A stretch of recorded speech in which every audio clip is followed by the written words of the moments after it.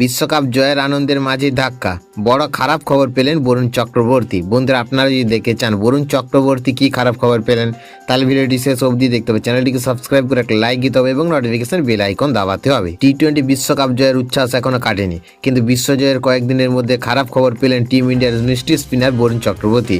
বিশ্বকাপের আগে আইসিসি টি-20 বোলারদের র্যাঙ্কিংয়ে 1 নম্বর স্থানে ছিলেন তিনি, কিন্তু টুর্নামেন্টে প্রত্যাশা মতো পারফরমেন্স করতে না পারায় বড় ধাক্কা খেল ভারতীয় স্পিনার। বিশ্বকাপ শেষ হওয়ার পর নতুন করে আইসিসি টি-20 বোলারদের র্যাঙ্কিং প্রকাশ করা হয়েছে।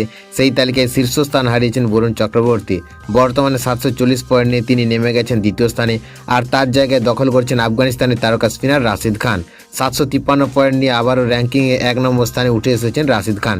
উল্লেখযোগ্য বিষয় হলো, গত এক সপ্তাহ কোনো আন্তর্জাতিক ম্যাচ না খেলেই তিনি শীর্ষস্থান দখল করতে সক্ষম হয়েছেন। অন্যদিকে বিশ্বকাপে অনেক শীর্ষ ব্যাটার বরুণের মিষ্টি বোলিং কিছুটা বুঝে ফেলায় তিনি আগের ধার ধরে রাখতে পারেনি। 1 নম্বর স্থান ফিরে পাওয়ার বড় চ্যালেঞ্জ হয়ে দাঁড়ালো বরুণ চক্রবর্তীর সামনে।